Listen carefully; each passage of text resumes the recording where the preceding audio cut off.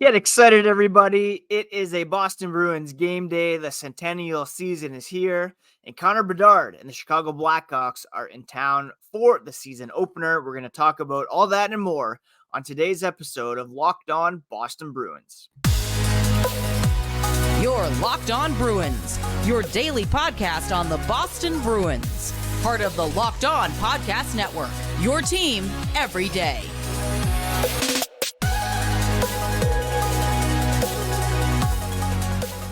What is up, Bruins fans, and welcome back to the Locked On Boston Bruins podcast. I'm your host, Ian McLaren, and this is a daily show where we discuss all things Spoked B. Today is Wednesday, October 11th, and I want to thank you so much for making Locked On Bruins part of your daily routine, free and available on your favorite podcast app and on YouTube. We're part of the Locked On Podcast Network, your favorite team every single day. And today's episode is brought to you by Sleeper.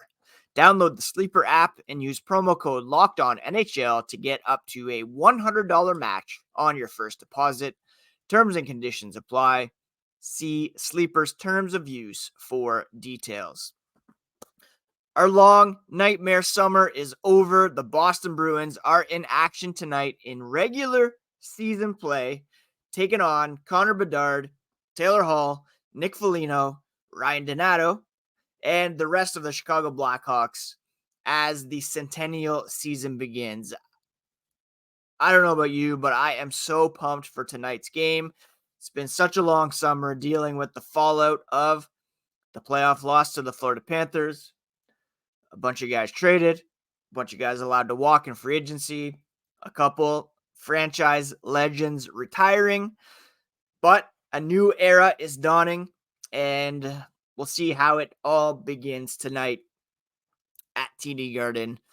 Before we get into it all, a quick reminder, you can find the podcast on social at Locked NHL Bruins, and you can find me, my dad jokes, hockey thoughts, at Ian C. McLaren. Game one for the Boston Bruins tonight, and it's actually game two for the Chicago Blackhawks, who took on the Pittsburgh Penguins last night and came out on top, if you can believe it. Connor Bedard making his much ballyhooed career debut, regular season debut at least. He got an assist on a goal scored by former Boston Bruin Ryan Donato. And the Blackhawks also got goals from Jason Dickinson, not a former Bruin, but he was selected in the first round with a pick that was sent by the Bruins to the Dallas Stars in the Jaromir Jagr trade. So another little tie in there. Cole Gutman tied it for the Blackhawks, and then Nick Foligno assisted on the game-winning goal and also potted the empty netter to give the Blackhawks a 4-2 victory over the Pittsburgh Penguins. A bit of a surprise there, of course. That's the Penguins, who came in with Sidney Crosby, Evgeny Malkin, Chris Letang, the longest-serving trio in North American professional sports, 18th season together. And the Blackhawks just took it to them. It was Jason Dickinson who got the game winner from Corey Perry, Nick Foligno.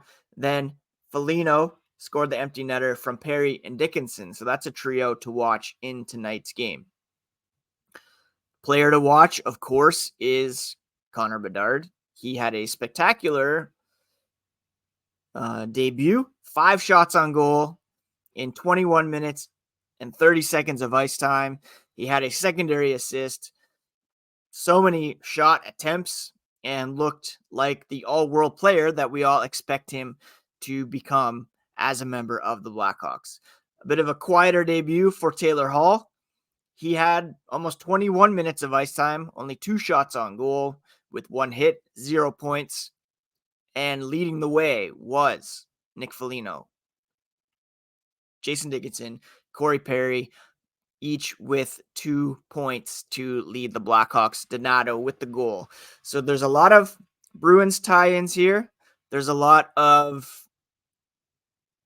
history on the line as the Bruins, of course, lost to the Blackhawks in the Stanley Cup final back when they made that trade with the Stars to acquire Jaromir Jagr.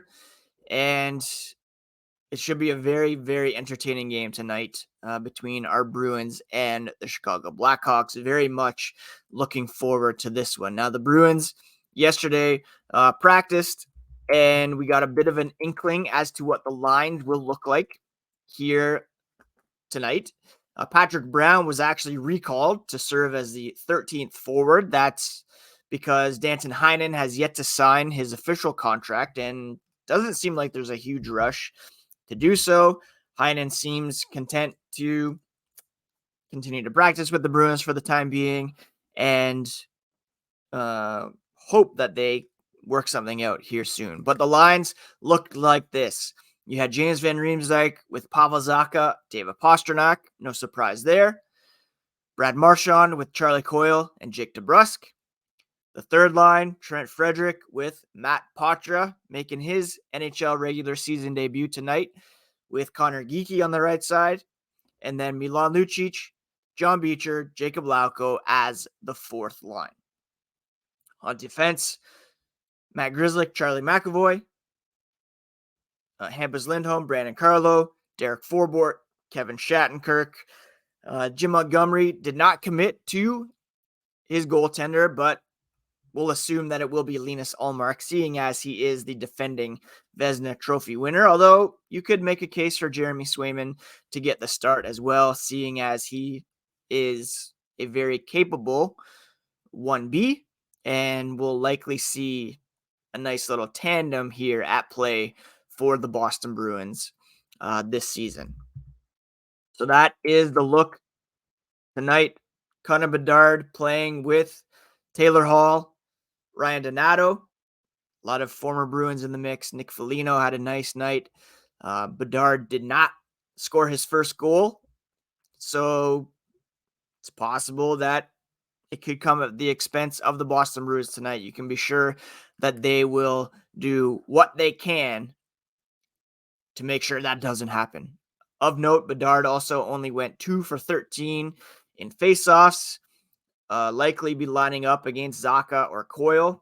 He was going up against Crosby, Malkin last night, but he did have 5 shots, multiple scoring chances, and Chicago controlled 69% of shot attempts when he was on the ice. So without,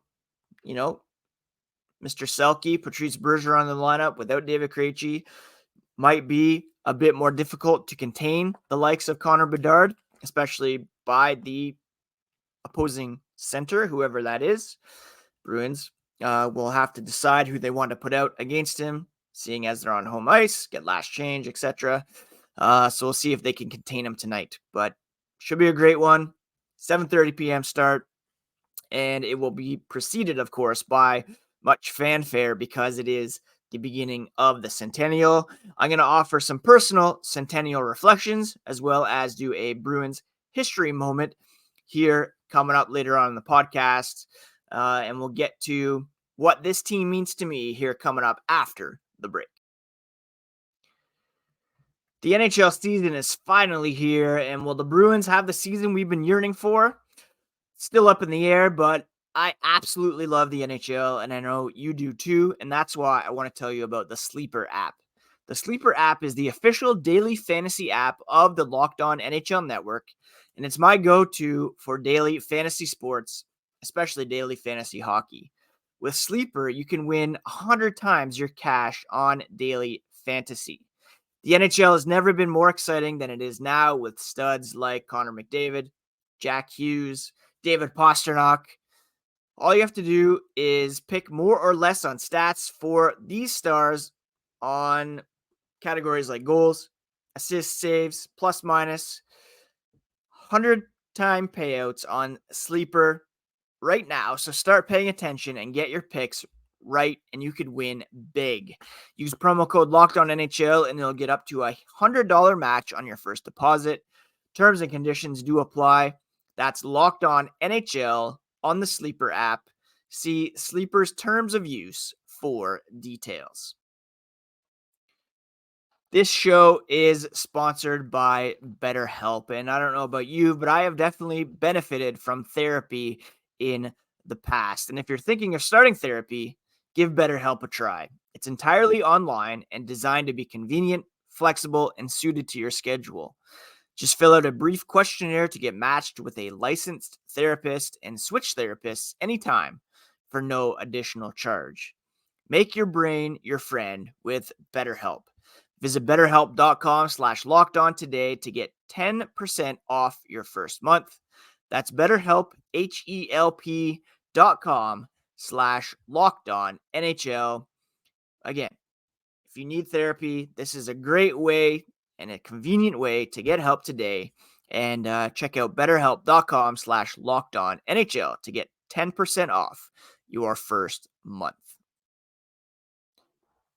It is the 100th season of Boston Bruins hockey, and I haven't been around for all of them. I do feel old, but I'm not that old, and I'm very excited about this upcoming season. As I have been, I can't say every season I've been excited about with respect to the Boston Bruins. There have been some down years, but for those of you who don't know me, my history with this team, it kind of all started with this guy behind me, Bobby Orr. Now, my dad immigrated from Scotland after World War II and settled in Trenton, Ontario, which is about a couple of hours east of Toronto. Now, between Toronto and Trenton is the city of Oshawa, and it was there that Bobby Orr really got his start towards becoming the legend that he grew into. And my father, being so close to Trenton, it was the closest junior team, became a fan of Bobby Orr. And once he caught on with the Boston Bruins, my dad continued watching him. Hockey Night in Canada. Back then, there was, of course, only 6 teams, limited options. Hockey Night in Canada would regularly feature the Bruins because limited supply of opposing teams for the Canadians and the Maple Leafs. And so he continued supporting Bobby Orr and by extension became a Bruins fan. Now, when I came along in the 80s, he was still a Bruins fan. We were living in Ottawa at that time. The Senators came along a bit later. My dad kind of jumped on with them being the local team, which is totally fine. But I continued being a Bruins fan despite being born in Toronto and growing up in Ottawa.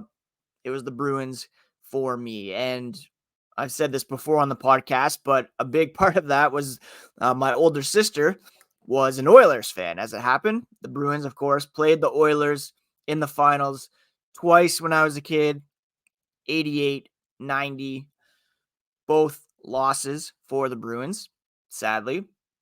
But I really leaned into my fandom there, really to annoy my older sister as younger brothers do.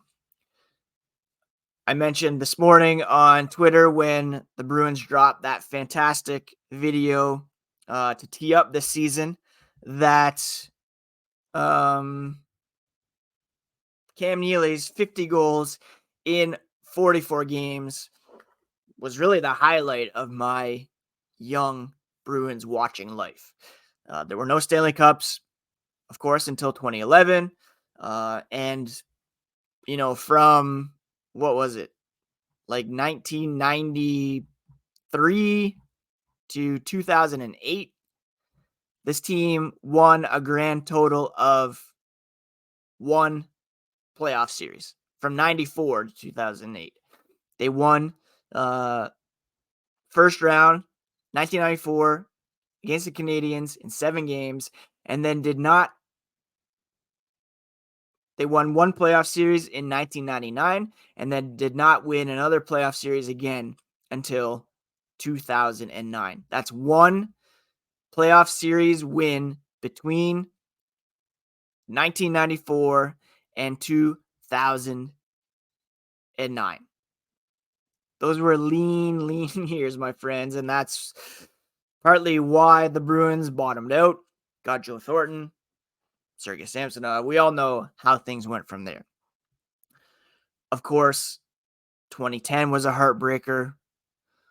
2011, the highest of highs, and we've had it pretty darn good since then. Yes, they lost in the Stanley Cup final a couple times. They were not able to make good on the greatest regular season in NHL history. Last year, they've won the President's Trophy a few times. It's really a new era for the Bruins as Patrice Bergeron's gone, David Krejci's gone, and this comes on the heels of the retirements of the likes of Tuukka Rask, Zdeno Chara before him. We have a new wave to get behind here. David Pastrnak, Charlie McAvoy. Yes, Brad Marchand, the captain, he's still around. He's a lot to get excited about.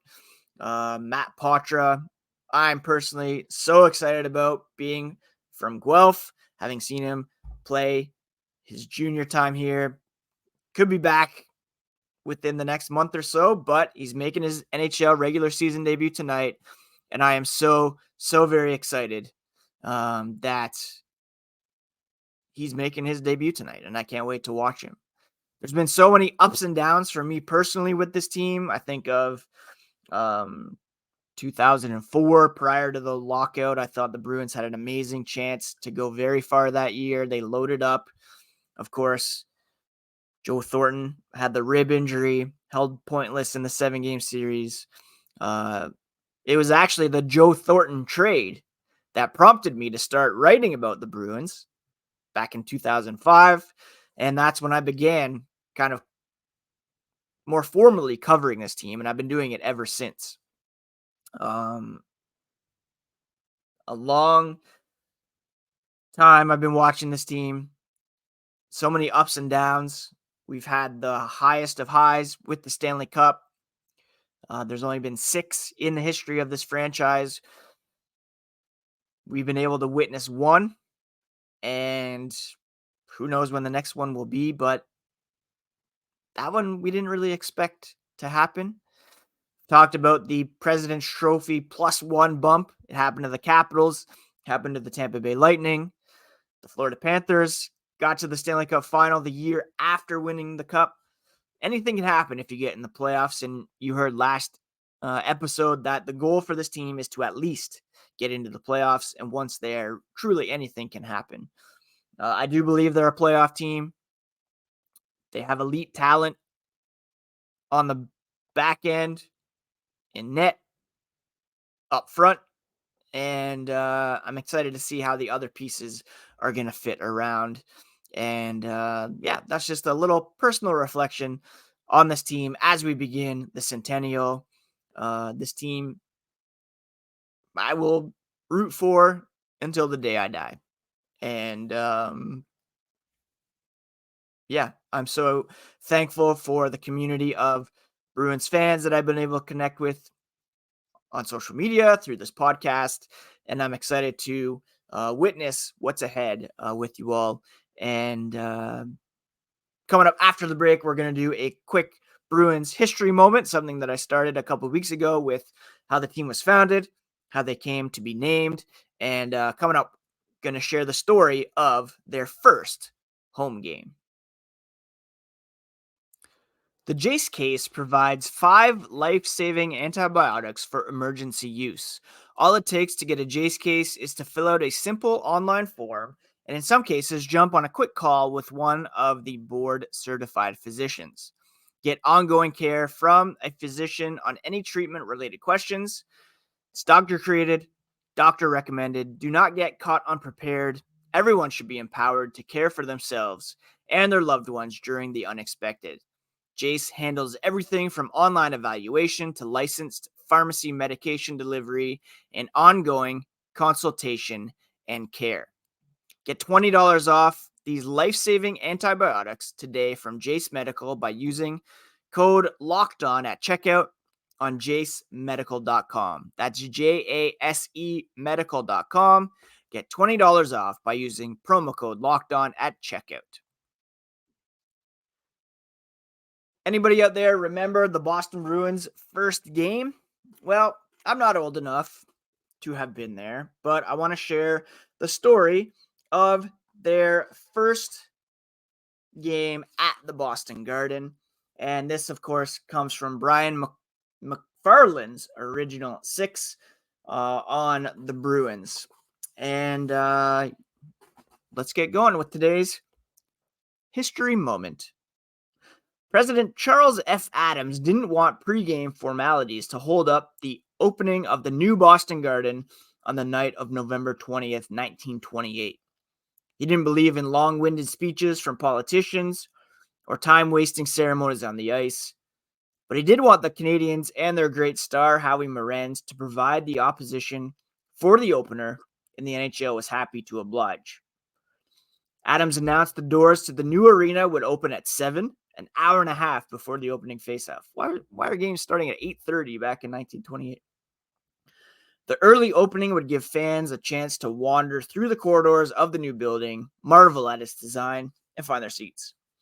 He failed to anticipate that they would crowd against the gates in their zeal to be among the first inside, and would break windows and doors in a frenzy of excitement. Adams, when notified of the wild scene outside the building, ordered all doors to be thrown open immediately. His quick action prevented a disaster. Security guards were pushed aside by angry men intent on reaching the turnstiles.